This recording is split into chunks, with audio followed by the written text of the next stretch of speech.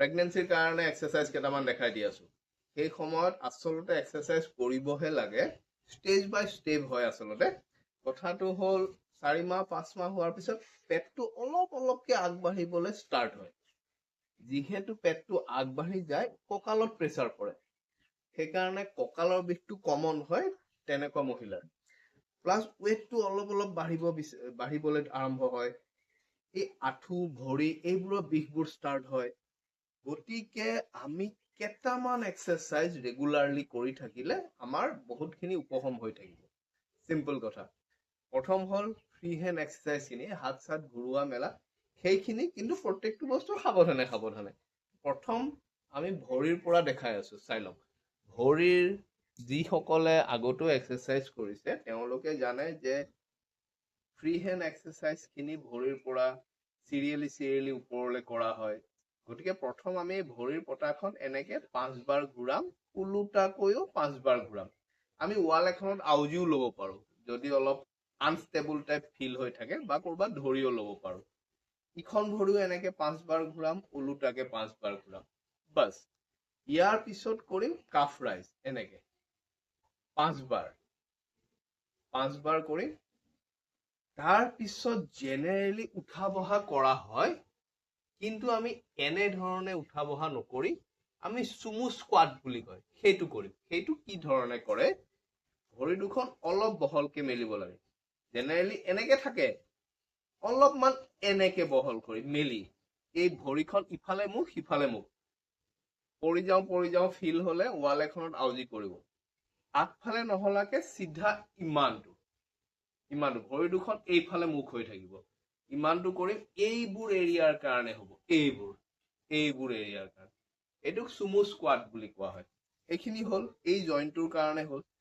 এতিয়া এই ষ্ট্ৰেচিংটো, এইটো এই বস্তুটো লাহে লাহে কৰিম, যাতে আমি আগফালে বেকা নোহোৱাকে। এনে আমি এনেকে কৰোঁতে আগফালে হালা যায়, এনেকে আগফালে হালা যায়। আমি এখন ভৰি এনেকে ঘূৰাই দিম, ঘূৰাই এনেকে কৰিম, যাতে আগফালে হালিব লগা নহয়, পিঠি ষ্ট্ৰেট থাকে। আকৌ ইফালে কৰিম এনেকে, এইফালে কৰিম এনেকে। এই ভৰিখন ঘূৰাই দিম, মানে এই ভৰিখন এইফালে ঘূৰাই দিম, এইটো ইফালে মুখ হৈ যাম। আকৌ এইফালে কৰোঁতে এইফালে মুখ হৈ যাম, পিঠি যাতে ষ্ট্ৰেট থাকে, এনেকে কৰিম। ইয়াৰ পিছৰখিনি আমি জানোৱেই। ইয়াৰ পিছত আমি কঁকালটো ঘূৰাব লাগিব। কঁকালটো আমি আধাকে ঘূৰাম এনেকে। তাৰপিছত লাহে লাহে পিছফালেও ঘূৰাম, বেছি পিছলে নাযাওঁ, অলপকে লাহে লাহে। চাইড বেণ্ডিং, হাত ওপৰলৈ কৰি অলপ, বেছি নহয়, অলপকে। একেবাৰতে একদম পুৰা এনেকে গুচি নাযাওঁ, লাহে লাহে, যাতে এই জাগাবোৰত অলপ ষ্ট্ৰেছ পৰে। যথেষ্টকে নহয়, অলপ লাহে লাহে। হাত দুখন এনেকে কৰিলো, অলপ। কঁকালত হাত দি অলপকে বেকা হলো, যাতে এইখিনিত অলপকে ষ্ট্ৰেছ হয়।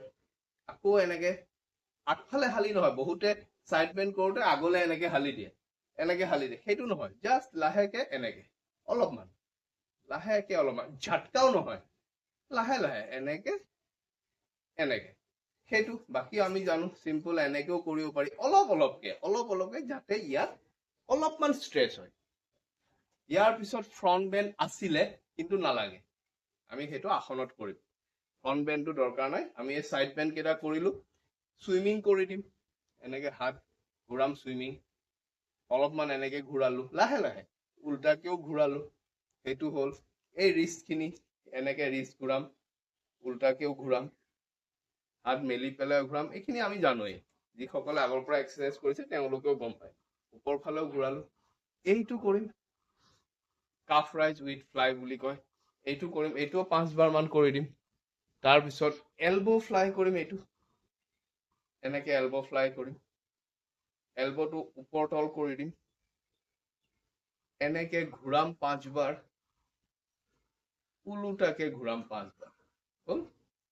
এইটো কৰিম, এইবোৰ চব লাহে লাহে কৰিম। এইটো জৰুৰী কি হয়, আমি এই এনেকেও কৰিম। আমি মানে ৰেষ্ট লৈ থাকোঁতে এইবোৰ টান হৈ যায়, মানে জাম্প হোৱাৰ নিচিনা। ফ্ৰী কৰিব লাগিব বডিটো, এতিয়া মানে অলপ টাইট হৈ থাকিব, গতিকে তাক ষ্ট্ৰেচিং কৰাব লাগিব। লাহে লাহে মূৰটো ঘূৰাম, কিন্তু এবাৰ অগা পিছা কৰি দিওঁ, এবাৰ লেফ্ট ৰাইট, একদম লাহে লাহে কৰবাত ধৰি পেলাই লাহে লাহে মূৰটো ঘূৰাম, যাতে আমি মূৰ ঘূৰাই পৰি নাযাওঁ। গতিকে আমি সেইটো ব্যৱস্থাও কৰি ল'ব লাগিব, লাগিলে বহি পেলাই হ'লেও কৰিম। একদম লাহেকে ঘূৰাম, একদম লাহেকে। তাৰপিছত লাষ্ট চকু ঘূৰাম এনেকে এনেকে এনেকে 5 বাৰ, ওলোটাকে 5 বাৰ। এইখিনি হ'ল ফ্ৰী হেণ্ড এক্সাৰচাইজ। মাত্ৰ 5টা আৰু য়োগা কৰি দিওঁ। সেইটো এবাৰ চাই ল'ম। য়োগাৰ কাৰণে আমি প্ৰথমতে বজ্ৰাসনত বহিম। বজ্ৰাসনটো এইটো হয়নে? কিন্তু আমি এনেকে নবহো, আমিতো থিয় হোৱাৰ পৰা বহিব লাগিব। সেই প্ৰচেছটো জৰুৰী। প্ৰথমে প্ৰচেছটো চাওঁ। আমি থিয় হৈ আছো, পটককে বহি নিদিওঁ, ক'ৰবাত লাগি যাব পাৰে, দুখ পাই যাব পাৰোঁ, পেটতো দুখ পাই যাব পাৰোঁ।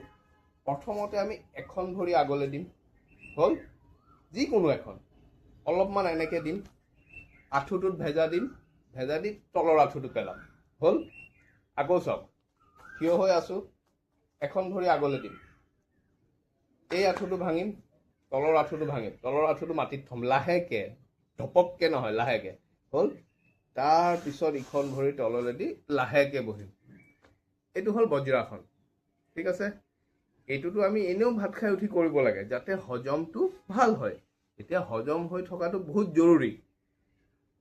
ইয়াৰ পিছত আমি আঁঠু দুটা মেলি এনেকে যাম, কিন্তু আগতে আমি মূৰটো মাটিত লগাইছিলোঁ, এতিয়া আমি মূৰটো মাটিত নলগাওঁ। আমি ইয়াত গাৰু এটা ৰাখি ল'ম, গাৰুটোত মূৰ থ'ম। বুজি পাইছে? এইফালৰ পৰা চাওক, বজ্ৰাসনত বহি আছো, আঁঠু দুটা মেলি দিম, হাত চুচৰাই আমি আগতে মূৰটো মাটিত লগাই দিছিলোঁ, এতিয়া নলগাওঁ, ইমানখিনিলৈকে থাকিম। এইখিনিত গাৰু এটা থৈ ল'ম, লাগিলে দৰকাৰ হ'লে গাৰুটোত মূৰটো থৈ দিম, এনেকে থাকিম, যাতে এই জাগাখিনিত ষ্ট্ৰেচিংটো হয়। এই জাগাখিনিত ভৰিৰ এইখিনিত ষ্ট্ৰেচিং হ'ব লাগে, হ'ল। দুটা হ'ল। 3 নম্বৰটো কি হ'ব? 3 নম্বৰটো হ'ব ছাইড বেণ্ডিং। আমি যিকোনো হিচাপে এনেকে বহি লওঁ, বা আমি বজ্ৰাসনতো বহিব পাৰোঁ, কিন্তু ভৰিখন বিষাই যাব পাৰে বহুত সময় থাকিলে। সেইকাৰণে আমি এনেকে বহি লওঁ। বহি হাত দুখন ওপৰলৈ দি বা হাত দুখন ইয়াত দি অলপকে এনেকে ছাইড বেণ্ডিং হয়, অলপকে, এই মাটিতো থ'ব পাৰোঁ, অলপকে। এই অলপ অলপকে আমি 10 বাৰমান কৰিম। দুইফালে 5 বাৰ হৈ যাব, কিন্তু লাহে লাহে। লাগিলে এনেকে দি 2-3 ছেকেণ্ড ৰখি দিব, আকৌ এনেকে দি 2-3 ছেকেণ্ড ৰৈ দিব, তেনেকে কৰিম, হ'ল। ইয়াৰ পিছত আমি কৰিম বাটাৰফ্লাই। বাটাৰফ্লাইটোতো বহুত জৰুৰী। ভৰি এনেকে টানি আনিলোঁ। আগতে আমি বাটাৰফ্লাই এনেকে কৰি আছিলোঁ, এতিয়া আমি তেনেকে নকৰোঁ। এতিয়া আমি লাহে লাহে তললৈ দবাবলৈ চেষ্টা কৰিম, এনেকে দবাবলৈ চেষ্টা কৰিম, এনেকে নামাৰোঁ, তললৈ দবাব চেষ্টা কৰিম। উঠাটো সি নিজে উঠি আহিব, স্প্ৰিঙৰ নিচিনাই হয়, উঠাটো নিজে উঠি আহিব, কিন্তু আমি তললৈ এনেকে দবাব চেষ্টা কৰিম, উঠাম, আকৌ দবাব চেষ্টা কৰিম, উঠাম, আকৌ দবাব চেষ্টা কৰিম, উঠাম। দৰকাৰ হ'লে কিলাগুৰি দুটাৰে লাহে লাহে ঠেলিম, এনেকে লাহে লাহে ঠেলিম, মুঠতে তললৈ হেঁচিম, নিজে উঠি আহিব। আকৌ তললৈ হেঁচিম লাহে লাহে, আকৌ উঠি আহিব। 1 ছেকেণ্ড ৰখাই দিম, তললৈ এনেকে হেঁচিম, 1 ছেকেণ্ড ৰখাম, উঠাই দিম, হ'ল। এই 4টা হ'ল। 4টা প্ৰথম কি, বজ্ৰাসনত বহিলোঁ, লাহে লাহে এটা আঁঠু পেলালোঁ, ইটো আঁঠু পেলালোঁ, হ'ল। বজ্ৰাসনত বহিলোঁ, আঁঠু দুটা মেলি আগলৈ গুচি গ'লোঁ, মূৰটো মাটিত নলগাওঁ। তাৰপিছত নৰ্মেলকে বহি ছাইড বেণ্ডিং কৰিলোঁ, হয়নে? তাৰপিছত বাটাৰফ্লাই কৰিলোঁ।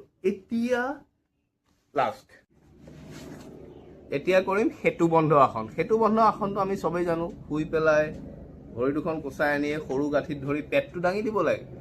কিন্তু ঘপককে শুই দিলে নহ'ব। আমি এটা কথা ধ্যান ৰাখিব লাগিব যে শুবলৈ ধৰোঁতে বা শুৱাৰ পৰা উঠোঁতে, বহিবলৈ ধৰোঁতে বা বহাৰ পৰা উঠোঁতে যাতে আমি সাৱধানে উঠোঁ, যাতে আমাৰ পেটে চেটে দুখ পাই নাযাওঁ, যাতে আমি পৰি যোৱাৰ সম্ভাৱনা নাথাকে। গতিকে সাৱধান। এতিয়া এনেকে বহি আছোঁ, বহুতে লাহেকে ভৰি দুখন মেলি দিম, মেলি পেলাই লাহেকে এনেকে ঘূৰি দিলোঁ, এটা কিলাগুটি পেলাম, ইটো কিলাগুটি পেলাম, যেনেকে সুবিধা হয়, মুঠতে সাৱধানে আমি শুই দিম। ভৰি দুখন কোচাই আনিম, ইয়াত ধৰিম, পেটটো দাঙিম,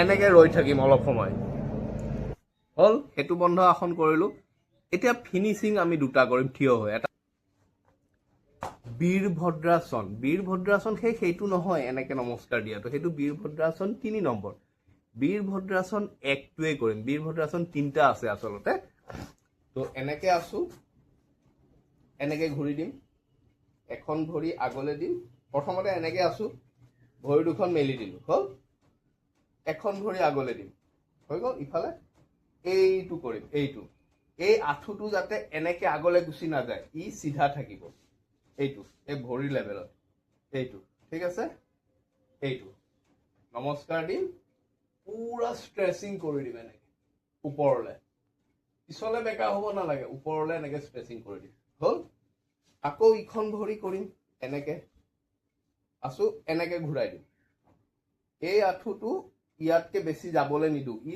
সিধা হৈ থাকিব পিছৰ ভৰিখন অলপ পিছলে দিম আগফালে হালিব নালাগে নমস্কাৰ দিলো নমস্কাৰটো ওপৰলে পুৰা ষ্ট্ৰেচিং কৰি দিম এইটো হ'ল বীৰভদ্ৰাসন 1 আৰু লাষ্ট আমি তাৰাসন কৰি দিম আঙুলি থিয় হোৱাটো হাত দুখন এনেকে লম ওপৰলে দিম তাৰাসন কৰি দিম এইকেইটাই দিলো 6টা আসন এই 6টা আসন কৰিব সেইকেইটাই বডিটো ষ্ট্ৰেচিং কৰি ৰাখিব অলপ অলপ ফ্লেক্সিবল হ'ব ভিতৰটো ষ্ট্ৰং হৈ থাকিব সব পেটৰ মাসলবোৰ কোমল হ'ব ধৰে এইটো সময়ত গতিকে কি হয় এই বেলেগ কিবা কিবি সিম্পটম ষ্টাৰ্ট হৈ যায় হাৰ্নিয়া ষ্টাৰ্ট হৈ যাব পাৰে গতিকে এই ফ্ৰন্ট মাসলটো ষ্ট্ৰং হৈ থাকিব লাগে আচলতে তেনেকুৱা কথা মূৰ ঘূৰাব পাৰে কঁকাল বিষ হ'ব গতিকে এই কেইটা আসন আমি কিন্তু জৰুৰী কৰিব লাগিব